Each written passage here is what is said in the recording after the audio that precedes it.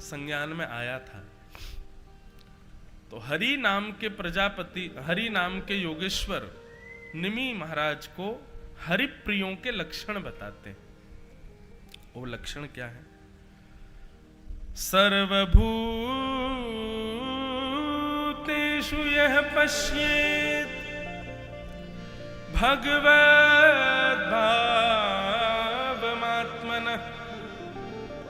भूतानि भगवत्यात्मन् एष भागवतोत्तमः।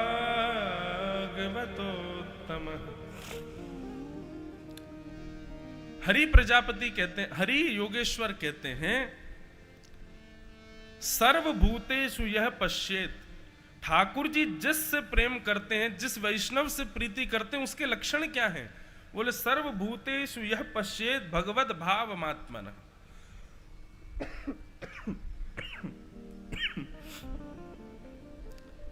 जो सभी प्राणी मात्र में भगवत भाव रखे, ठाकुर जी को वो प्रिय है। मतलब एक प्रकार से सीधा अर्थ तो इसका यह है कि सब में ठाकुर जी का दर्शन करे, परंतु ये हो नहीं सकता। इस पर हमने चिंतन कर लिया। आप सब में भगवान को नहीं देख सकते।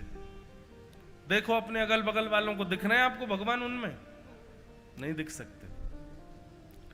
इसलिए इसका हमने दूसरा तोड़ क्या निकाला कि सर्वभूतेषु यह पश्येत भगवद भावमात्मनः। तो इसका दूसरा तोड़ यह है कि सब में भगवान तो नहीं दिख सकते, पर सब में अवगुण मत देखो, सब में गुण देखो। सब में अवगुण का दर्शन मत करो, सब में गुण का दर्शन करो। चाहे कितना भी उपेक्षित व्यक्ति आपके सामने आ जाए, ऐसा व्यक्ति सामने आ जाए जिसकी विदिशा में केवल निंदा ही निंदा होती है, सब उसकी केवल बुराई करते हैं, ऐसा व्यक्ति भी आपके सामने आ जाए तो आपकी दृष्टि कैसी कि आप उसमें भी गुण देखो, इसमें अच्छाई क्या है। ये भगवत प्रेमियों का पहला लक्षण है। ठाकुर जी जिससे प्रेम करते हैं उसका ये प्रथम लक्षण है कि वो सब में गुण देखता है, अवगुण नहीं देखता। सर्वभूतेषु यः पश्येत् भगवद भावमात्मनः भूतानि भगवत्यात्मन एष भागवतोत्तमः। दूसरा लक्षण क्या है? पहला लक्षण सब में गुण देखना और हो सके तो भगवान का दर्शन करना। और दूसरा लक्षण यह है कि जब ठाकुर जी को देखे तो ठाकुर जी में ही सबको देखे। तुम ही माता हो, तुम ही पिता हो, तुम ही पति हो, तुम ही बंधु हो, तुम ही सखा हो, तुम ही हमारे सर्वस्व हो।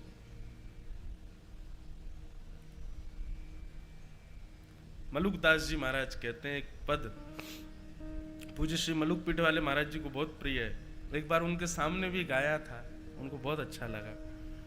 मलुकदास जी कहते हैं, भाई नाही बंधु नाही कुटुंब कबीला नाही ऐसो कोई मित्र नाही जासो कछु कीजै दीन बंधु दीनानाथ मेरी सुध लीजै दीन बंधु दीनानाथ। कहता मलूक दास छोड़ दे वीरानी आश साचो नाम तेरो दाता साचो नाम तेरो दाता और किसको लीजै दीन बंधु दीनानाथ मेरी सुध लीजै दीन बंधु दीनानाथ। कितनी अच्छी बात है। भाई नाही, बंधु नाही, कुटुंब अब देखो यहां पर जो हरि योगेश्वर कह रहे हैं, पहला लक्षण भगवत प्रियों का बताया कि सब में गुण देखे। जब सबको देखे तो सब में गुण देखे, लेकिन जब ठाकुर जी को देखे तो सबको भूल जाए, सबको ठाकुर जी में देखे। ये सामान्य बात नहीं है। जब ठाकुर जी से दूर है तो सब में भाव ठाकुर जी का, और जब ठाकुर जी के समीप है तो सबका भाव ठाकुर जी में। ये भगवत प्रिय का पहला लक्षण है।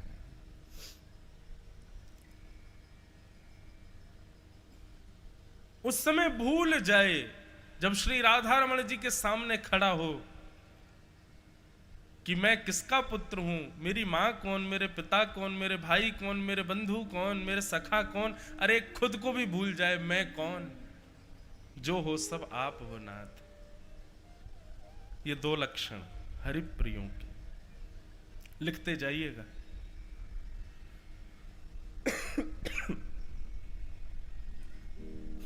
हरिप्रिय का तीसरा लक्षण क्या है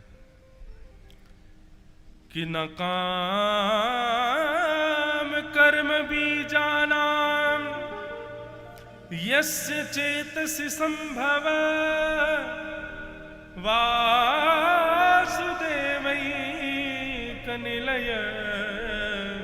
स वै भागवतोत्तम। हरिप्रिय का दूसरा लक्षण क्या है? बोले नकाम कर्म बीजानाम यस्य चेतसि संभव। अपने कर्म से मिलने वाले फल की कामना वो कभी नहीं रखता, वो केवल कर्म करता है, फल की इच्छा कभी नहीं रखता। जो भगवान गीता में कह रहे हैं अर्जुन को कि अर्जुन तुम केवल कर्म करो, फल की इच्छा मत करो। कर्मण्येवाधिकारस्ते मा फलेषु कदाचन। तुम्हारा अधिकार केवल कर्म पर है, फल की इच्छा तुम मत करना, फल की इच्छा हम पर छोड़ो। सब लोग इधर देखो, ध्यान से सुनो, सावधानी से। न काम कर्म बीजानाम यस्य चेतसि संभव। बहुत बढ़िया भैया, भगवान तुम्हारो भलो करे। इन्होंने आधा स्वर नीचे ले लिया कि महाराज जी को गले में दिक्कत है। जय हो, बलैया लाऊं तुम्हारी। तानपुरा और चला दो ज्ञानवेंद्र जी, तो नेक और बढ़िया है जाएगा। यही तो देखो, ये भी एक लक्षण है कि हम सामने वाले की परिस्थिति को समझ के उसके अनुकूल हो जाएं। नेक धीरे कर दो। तो नहीं तो उस स्वर में तो अभी तक हमें लग रहा है 1 आध घंटा में गला बैठ जाता, अंकित जी को ही कथा करनी पड़ती। भगवान करे इस स्वर में चल जाए पूरी आज की कथा। हम उत्साह में तो पूरे हैं, लेकिन थोड़ा जोर पड़ रहा है, तो आप लोग बस ध्यान से सुनो। तो क्या बता रहे थे? तीसरा लक्षण, न काम कर्म बीजानाम यस्य चेतसि संभव वासुदेवैकनिलय स वै भागवतोत्तम। तीसरा लक्षण भगवत प्रिय का होता है कि वो केवल कर्म करता है, कर्म पर अपना अधिकार मानता है, कर्म में मिलने वाले फल को ठाकुर जी पर छोड़ देता है। ठाकुर जी मैं अपना कर्म कर रहा हूं, इससे मिलने वाला फल आपके ऊपर है, मेरे लिए उचित हो तो दीजिएगा, अनुचित हो तो मत दीजिएगा। ये तीसरा लक्षण है हरिप्रिय का। आहा, चौथा लक्षण बहुत सुंदर है। चौथा लक्षण क्या है? बोले वासुदेवैकनिलय। जो अपने तन को अपना ना मान करके अपने तन को ठाकुर जी का निलय यानी कि घर मानता है कि मेरा तन नहीं है, ये ठाकुर जी का घर है। पता चल जाए कि हमारे ठाकुर जी का घर है तो इस घर की व्यवस्था अवस्था सब कुछ वैसी होनी चाहिए जो ठाकुर जी के अनुरूप हो। हमें पता चल जाए हमारी पत्नी, होने वाली पत्नी का घर है, या पता चल जाए होने वाले हमारे पति का घर है, तो निश्चित है कि उसकी शुद्धता, पवित्रता, उसकी मान मर्यादा हम वैसी रखेंगे। तो भगवत प्रिय का चौथा लक्षण क्या है कि वो अपने तन पर अपना जोर, अपना दबाव, अपना अधिकार ना मान करके ठाकुर जी का अधिकार मानता है। अपना अधिकार मानोगे तो जो चाहोगे खाओगे, अपना अधिकार मानोगे तो जहां चाहोगे जाओगे, अपना अधिकार मानोगे तो फिर सब गलत क्रिया करोगे इस तन से। लेकिन जब इस पर अधिकार ठाकुर जी का मानोगे तो फिर एक व्यवस्था बन जाएगी कि जिस प्रकार मंदिर में शुद्धता, पवित्रता, मर्यादा हम लोग मंदिर में रखते हैं, वैसे ही ये तन भी हमारा मंदिर है, इसमें भी श्री राधा रमण लाल विराज रहे हैं, उनके अनुरूप इसकी अवस्था व्यवस्था हो, ऐसा लक्षण रखने वाला ये हरिप्रिय का चौथा लक्षण है।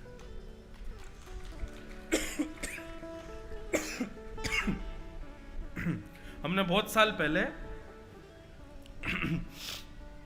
एक पद लिखा था, एक ही लाइन लिखी थी उसकी, तन तो मंदिर है, तन तो मंदिर है, और इस तन में मन है वृंदावन, मन के वृंदावन में बसे हैं श्री राधा रमन। ये तन हमारा मंदिर है, और इस मंदिर रूपी तन में जो मन है वो मन है वृंदावन। उस वृंदावन में कौन बसे हैं? श्री राधा रमन। वासना को छोड़ तू भक्ति पथ पे चल, वासना में क्यों जले आरती सजल, वासना मिटे नहीं तन का हो निधन, मन के वृंदावन में बसेंगे श्री राधा रमन। तो वासुदेवैक निलय, जो अपने तन को अपना अधिकार ना मान करके ठाकुर जी का अधिकार मानता है और ठाकुर जी का निलय मानता है, उन्हीं का घर मानता है, ये भगवत प्रिय का, हरि प्रिय का चौथा लक्षण है। कितने हो गए? 4 लिखते जा रहे हैं ना आप लोग? 1 2 3, इसी से संबंधी प्रश्न करूंगा आज मैं, इसलिए ध्यान से सुनना। नहीं, इससे नहीं, मैं किसी से भी संबंधी कर सकता हूं, सारी कथा सुनो ध्यान से। पता चली केवल इसी में ध्यान दिया, बाकी में दिया ही नहीं। तो ये 4 लक्षण। 5वां लक्षण क्या है हरिप्रिय का? न यस्य जन्म कर्मभ्याम न वर्णाश्रम जातिभिः सज्जतेऽस्मिन् अहं भावो देहे वै स हरे प्रिय। हरे प्रिय का 5वां लक्षण क्या है? नयस्य जन्म कर्माभ्याम नवर्णाश्रम जातिभिः। हरिप्रिय ना तो अपनी ऊंची जाति होने का या ऊंचे कुल में जन्म लेने का गौरव मानता है, और ना ही छोटी जाति में जन्म लेने का, गरीब खानदान में जन्म लेने की शिकायत करता है। कई लोग होते हैं ना, राजघराने के हैं या बहुत श्रेष्ठ कुल में, बहुत ऊंची घर में हुए हैं, तो वो भक्ति में ये बहाना बताते हैं कि महाराज अब हम क्या करें, हमको कोई अभाव ही नहीं जीवन में। जब जन्म हुआ था सोने की चम्मच मुंह में थी, अब हम क्या करें, हमारे परिवार पर दादा से हम करोड़पति चले आए हैं, इतना धन धान्य सब घर में है, सब कुछ इतना बना बनाया मिल गया है कि अवसर ही नहीं मिलता ठाकुर जी को भजने का। कई लोग तो ऐसा आक्षेप करते हैं, और कई लोग ऐसी शिकायत करते हैं कि हमने क्या गलती की थी, ठाकुर जी ने हमको ऐसे घर में भेजा, 2-2 दिन तक भोजन नहीं बनता, हमको ऐसी जाति में भेज दिया जो सबसे उपेक्षित मानी जाती है। हरिप्रिय का लक्षण क्या है? वो ऊंची कुल मर्यादाओं का कभी गौरव नहीं करता है, ऊंची जाति में होने का अहंकार नहीं करता, भजता है ठाकुर जी को। और हरिप्रिय का 6वां लक्षण है कि वो छोटे कुल खानदान और छोटी जाति में होने के बाद भी कभी शिकायत नहीं करता ठाकुर जी से, वो ठाकुर जी का ही रहता है। कितने लक्षण हो गए? 1 2 3 4 5 हो गए। एक ही है ये दोनों, ये 2 नहीं है। आहा, ये 5 लक्षण। अब छठवां लक्षण सुनो। न यस्य स्वपर इति वित्तेष्वात्मनिवाभिदाः सर्वभूत समः शांता स वै भागवतोत्तम। न यस्य स्वपर इति, जो अपना और पराया कभी नहीं मानता, जिसके अंदर सबके प्रति समभाव, ये मेरा है तो मेरा कल्याण हुआ तो इसका भी हो जाए, ऐसी भावना नहीं। ये पराया है, मेरा कल्याण हो जाए तो इसका नहीं होना चाहिए, मेरों का ही होना चाहिए, ऐसी भावना नहीं। न यस्य स्वपर इति, वो किसी के भी प्रति स्व और पर की भावना नहीं रखता। सबई भूमि गोपाल की, सबई जन गोपाल के, सबई लोक गोपाल के, सब गोपाल जी के हैं, ऐसी भावना चित्त में रखता है। समभाव रखता है सबके प्रति। कोई माला पहना दे तो अपना और कोई गाली दे दे तो पराया, ऐसा नहीं। कोई माला पहना दे तो अच्छा है, कोई गाली दे दे तो उसका भी कल्याण हो, ऐसी भावना रखे। जैसे कि बुद्ध, उनको नगर के लोगों ने कह दिया सामने मत जाइएगा, उस पर्वत पर अंगुली माल रहता है, लोगों को मार करके उनकी अंगुली काट करके अपनी माला में पहनता है, भगवान बुद्ध आप मत जाइएगा वहां पर। तो बुद्ध भगवान बोलने लगे हम काय बात को बुद्ध बने, केवल माला पहनाने वाले जहां बैठे रहे वहीं से जाएं, हम जहां दूषित लोग हो वहां से जाएं ही नहीं, अपना रास्ता ही बदल लें। हम इसलिए बुद्ध बने हैं क्या? हम इसलिए बुद्ध बने कि जहां दूषित बैठे हो वहां जाकर के उस दूषित को भी पवित्र करें, इसलिए बुद्ध बने हम माला पहनने के लिए बुद्ध नहीं बने। ये बात उन लोगों के लिए जो व्यास मंच पर बैठते हैं, तिलक लगाते हैं, चोटी रखते हैं, धोती बगलबंदी पहनते हैं, वैष्णव अपने आप को बताते हैं, अब स्वयं भगवत कथा और भगवत कीर्तन गाते हैं। आप भगवत कथा कीर्तन केवल इसलिए नहीं गा रहे हो कि केवल भक्तों को सुनाओ, जहां भक्त से परे लोग हैं वहां जाकर के भी उनके चित्त में भक्ति का बीजारोपण करो, इसलिए हम लोग इस गद्दी पर बैठे। कई बार फ्लाइट में, ट्रेन में, विदेशों में, बड़े शहरों में ऐसे लोग मिल जाते हैं जो भगवान पर ही प्रश्न उठाते हैं। कई लोगों को मैंने देखा कि ऐसे लोगों को उपेक्षा कर देते हैं उनकी, भगाओ इसको, ये तो ऐसा ही है, ये तो ऐसी बात करता, भगवान पे प्रश्न उठाता है। आजकल क्या हो गया कि विवाद करने में सब आगे आ जाते हैं कि उसने ठाकुर जी के बारे में ऐसा बोला, उसने मानस जी में ऐसा बोल दिया, उसने ये कर दिया। अरे उसकी उपेक्षा मत करो, ठीक है, उपेक्षा का अधिकार, उपेक्षा वाला काम किया उसने, लेकिन एक बार जाइए तो सही, जाकर के उसके चित्त में भक्ति का बीजारोपण अपने प्रवचनों से कीजिए तो सही। हम लोग इसलिए थोड़ी वक्ता बने कि केवल भक्ति ही आमे कथा में, हम वक्ता इसलिए भी बने, वैष्णव इसलिए भी बने हैं ताकि जो भगवत भक्ति नहीं जानते उनके बीच जाकर के भी भक्ति का प्रचार कर सके, उनके बीच जाकर के भी भक्ति के बीजारोपण और भक्ति के स्वरूप स्वभाव को स्थापित कर सके। तो यहां पर वही बात कही जा रही है, न यस्य स्व पर इति, स्व और पर की भावना जिसके चित्त में नहीं, सब अपने हैं, सबको समझावे बैठ करके और फिर ना माने कोई तो उसकी फिर उपेक्षा करे। उपेक्षा का मतलब उसकी निंदा करना नहीं होता, उपेक्षा का मतलब होता उसको उसके ऊपर ही छोड़ देना। लगे महाराज पकड़ करके उसकी निंदा करने में, फेसबुक पे, सोशल मीडिया पे लगे उसको खींचने में, इसने ऐसा कहा, ये किया, वो किया। अरे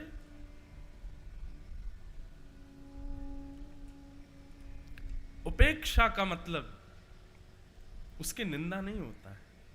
उपेक्षा का मतलब तजोरे मन हरि विमुखन को संग, जाके संग कुमति उपजत है, पड़त भजन में भंग, तजोरे मन हरि विमुखन को, कहा होत पै पान कराए, विष नहीं तजत भुजंग। कितना भी दूध पिला दो, सर्प फिर भी डसेगा तो जहर ही डालेगा आपके भीतर। ऐसे जो लोग हैं उनको एक आध बार समझाने का प्रयास करो, नहीं मानते, नहीं भक्ति भाव उनके चित्त में आता, छोड़ो, उपेक्षा करो, उनका त्याग करो। तो ये छठवां लक्षण है, न यस्य स्वपर इति।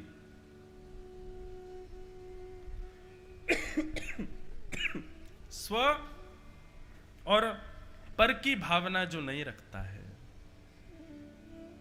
सबको अपना माने।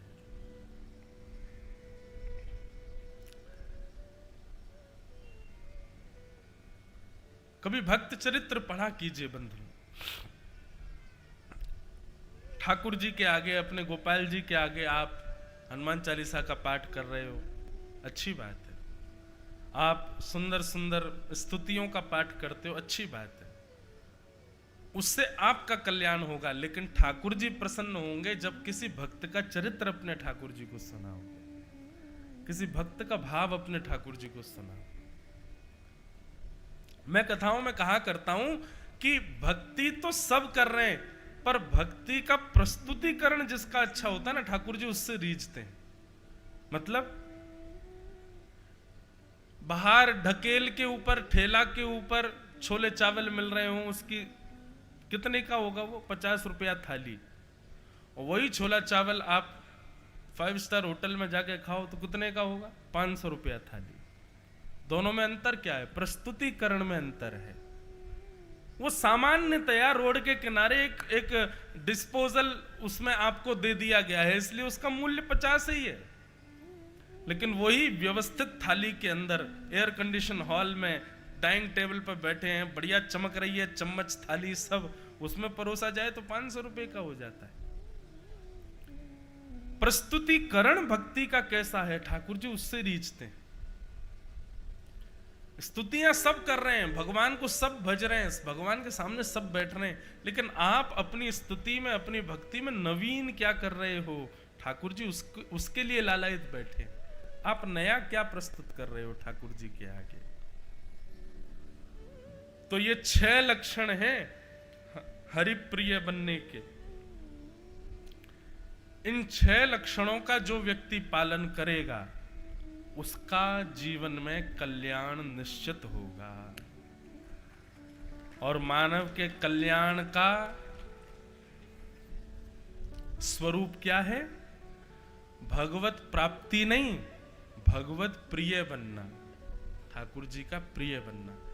आप ठाकुर जी के प्रिय बन गए तो आपको प्रयास नहीं करना पड़ेगा ठाकुर जी से मिलने का, ठाकुर जी प्रयास करेंगे आपसे मिलने का। यह है मानव का कल्याण।